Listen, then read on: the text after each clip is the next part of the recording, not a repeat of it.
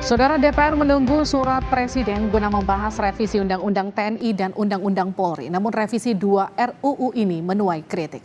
Beberapa hal yang disorot dalam revisi Undang-Undang TNI adalah soal prajurit aktif TNI dapat menduduki jabatan sipil. Ada juga kritik soal batas usia pensiun yang ditambah. Sementara pada revisi Undang-Undang Polri, kritik pada perluasan kewenangan polisi untuk melakukan penyadapan dan intelijen keamanan, serta pengawasan di ruang siber. Apakah pemerintah akan mendengar kritik publik dari rancangan undang-undang tersebut? Kita akan bahas setelah tayangan berikut.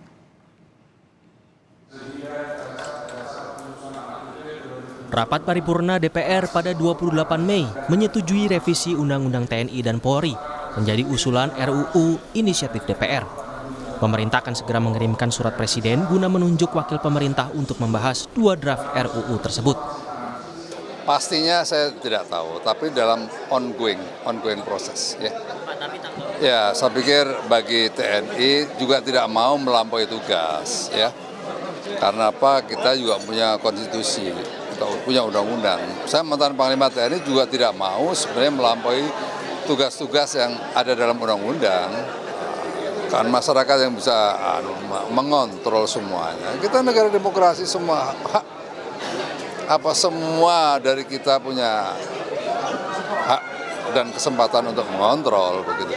Jadi kita jangan terlalu berlebihan. Ya. Revisi UU TNI dan UU Polri ramai dikritik masyarakat sipil karena banyak substansi draft RUU dinilai bermasalah. Seperti TNI aktif dapat menduduki jabatan sipil serta penambahan usia pensiun. Perwira diperpanjang dari 58 tahun ke 60 tahun, serta bintara dan tamtama dari 53 tahun ke 58 tahun. Bahkan khusus jabatan fungsional, prajurit bisa berdinas hingga usia 65 tahun. Sama halnya dengan RUU TNI, sejumlah pasal dalam RUU Polri juga disorot.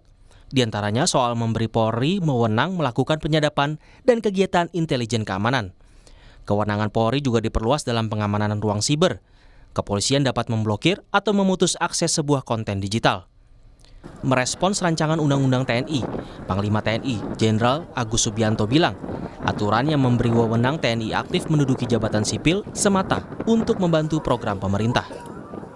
Sekarang itu banyak kementerian MOU dengan saya, ya, berat dari Menteri Kesehatan, Menteri Pertanian dan KKP, BUMN. Nah dari situ kan bisa dilihat bahwa kementerian itu membutuhkan, di situ ada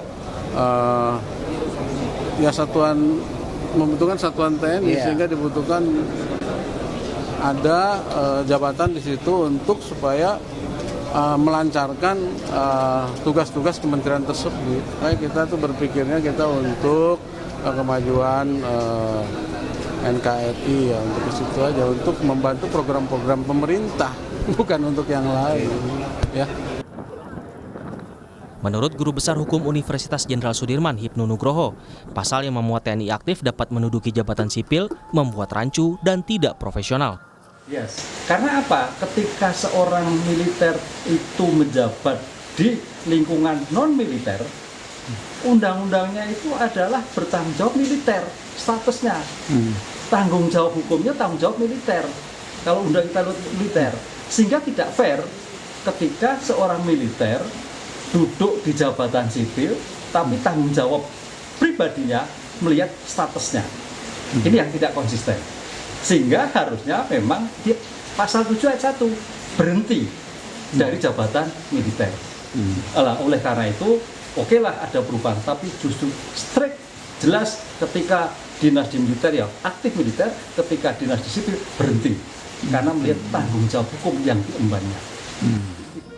Terkait polemik TNI aktif mengisi jabatan sipil, anggota Komisi 3 DPR Taufik Basari akan meminta TNI memberikan simulasi saat pembahasan rancangan undang-undang. Ya tentunya kita juga akan meminta kepada pihak TNI ataupun pihak Polri ya untuk memberikan simulasi ya terkait dengan ketentuan baru tersebut ya. Penugasan-penugasan di luar institusi Polri dan institusi TNI ya seperti apa. Kemudian pembahasan RUU TNI dan Polri kini menunggu surat Presiden. Tetapi sikap pemerintah yang mengabaikan kritik publik terhadap 2 RUU tersebut dinilai akan berakibat fatal bagi penegakan hukum ke depan. Tim Liputan, Kompas TV. Kita bahas soal revisi Undang-Undang TNI Polri bersama Direktur Amnesty International Indonesia Usman Hamid. Kami juga sudah mengundang perwakilan pemerintah namun belum dapat hadir untuk memenuhi undangan pada malam hari ini. Saya ke Bang Usman, selamat malam. Bang Usman, Anda sudah dengar suara saya? Selamat malam. Kita kembali coba hubungi. Bang Usman, selamat malam. Sudah terhubung bersama kami? Selamat malam. Baik. Bang Usman, apa urgensi revisi Undang-Undang TNI Polri ini? Saya kira hampir tidak ada urgensinya, kecuali pasal mengenai perpanjangan usia pensiun. Sebab di dalam pemerintahan Jokowi, dan ini mungkin pemicunya, adalah promosi-promosi yang dilakukan untuk menduduki jabatan pimpinan di kepolisian maupun di TNI, melampaui sejumlah angkatan.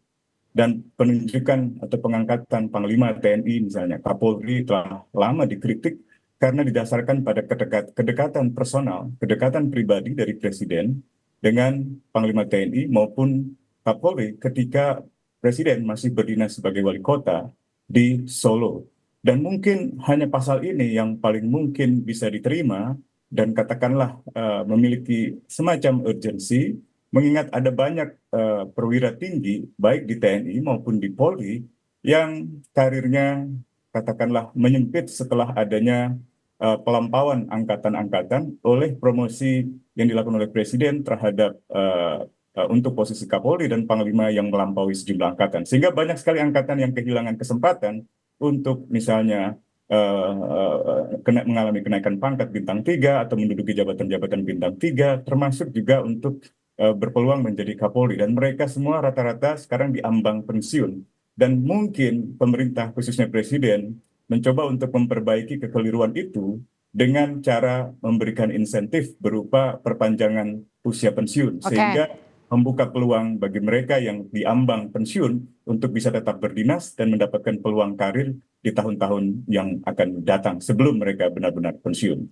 Bang Usman, gini, kalau kita breakdown satu-satu, di revisi Undang-Undang TNI Polri ini juga mengatur soal Polri menyadap dan juga mengawasi ruang siber. Tapi kalau kita lihat faktanya kan bukankah sudah ada lembaga lain yang juga berwenang untuk itu? Kenapa ini juga harus diatur menurut Anda?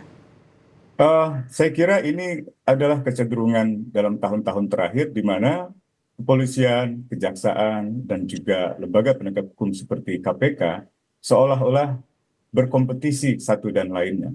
Berkompetisi untuk merebut jurisdiksi mereka atas perkara-perkara tertentu.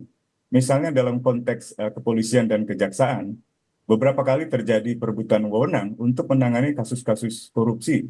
Apakah memang merupakan wewenang KPK atau merupakan wewenang Polri?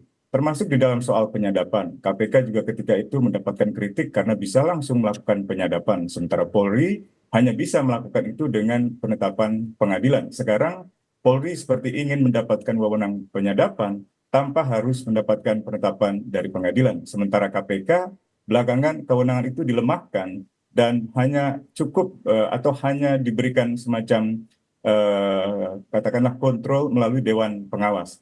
Demikian pula kewenangan lainnya di luar penyadapan. Misalnya kewenangan untuk melakukan kontrol di ruang siber. Rasanya ini juga ada di dalam Undang-Undang Polri, Undang-Undang TNI yang sekarang ini diajukan sebagai revisi.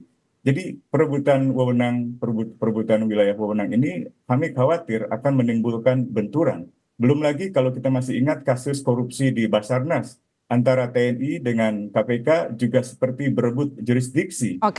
Orang perwira tinggi TNI yang terlibat kasus korupsi tetap diadili di lingkungan peradilan militer atau di lingkungan peradilan umum, khususnya peradilan tindak pidana khusus dalam hal korupsi. Belum lama ini juga ada semacam benturan kewenangan antara kepolisian, khususnya Detasemen Khusus 88, dengan Jaksa Agung Muda Pidana Khusus terkait dengan dugaan korupsi dalam kasus Timah. Nah, ini yang saya kira tampaknya belakangan ini semakin menajam, dan ini bukanlah perkembangan yang baik di dalam mengembangkan negara hukum di Indonesia. Baik, Bang Usman, tapi kan kalau kita kembali ingat merespon rancangan Undang-Undang TNI ini, Panglima TNI Jenderal Agus Subianto sempat menyampaikan aturan yang memberi wewenang TNI aktif menduduki jabatan sipil semata dianggap untuk membantu program pemerintah. Gimana respon Anda soal itu? Ya, itu bisa jadi benar karena memang di dalam rancangan undang-undang ini tampaknya TNI ingin mendapatkan keleluasaan di dalam memperoleh anggaran, bukan hanya anggaran di dalam konteks anggaran pertahanan negara, tapi juga anggaran secara umum dari pemerintah. Dan ini sebenarnya dimulai dengan sejumlah memorandum of understanding antara TNI dengan sejumlah kementerian dan lembaga. Saya kira kebijakan ini merupakan kebijakan yang keliru dan sekarang ingin dibenarkan melalui Undang-Undang TNI yang direvisi. Kalau kita baca pasal 66, 67, 68, kelihatan sekali, pertama, Panglima TNI ingin langsung mengakses dana negara melalui Kementerian Keuangan. Yang kedua, mereka tidak ingin lagi Menteri Pertahanan menjadi tempat di mana Panglima TNI harus mengajukan terlebih dahulu kepada Menteri Pertahanan baru ke Kementerian Keuangan. Yang ketiga, Kementerian Keuangan juga dalam RU ini seperti dikondisikan agar menyetujui keseluruhan anggaran yang diajukan oleh TNI, baik itu anggaran bidang pertahanan negara maupun juga anggaran secara keseluruhan dari pemerintah. Nah, inilah yang akan memperluas program-program pemerintah. Tentu itu bisa dikemas sebagai alasan untuk membantu pemerintah, tapi sebenarnya Baik, itu bukan tapi artinya tugas gini, TNI. kalau saya simpulkan sedikit Bang Usman, artinya sebetulnya Anda tidak keberatan dengan revisi Undang-Undang TNI Polri, tapi ada beberapa poin yang memang dianggap katakanlah bertabrakan dengan ketentuan hukum begitu. Yang benar adalah saya tidak keberatan untuk perpanjangan usia pensiun karena memang ada kekeliruan dari pemerintah, tapi banyak sekali wewenang Polri, wewenang TNI, termasuk dalam konteks ketundukan anggota TNI pada jurisdiksi peradilan pidana umum, itu dihapuskan. Dan setiap pelanggaran hukum, baik itu hukum pidana militer maupun hukum pidana umum, sekarang ini hanya bisa dibawa ke lingkungan peradilan militer. Dan itu akan menimbulkan kekebalan hukum yang berkelanjutan bagi anggota TNI yang terlibat dalam pelanggaran hukum. Jadi secara keseluruhan, substansi-substansi kedua RUU ini menurut saya sangat bermasalah, kecuali dalam soal perpanjangan usia. Itu masih bisa diterima karena banyak sekali negara-negara di Eropa, di Amerika, atau di Afrika, di Asia yang memiliki ketetapan perpanjangan usia pensiun atau usia pensiun yang dimulai misalnya dari 58, 60, atau bahkan sampai 70 tahun. Terima kasih Usman Hamid sudah bergabung bersama kami di Sapa Indonesia Malam. Sehat-sehat selalu. Amin. Terima kasih.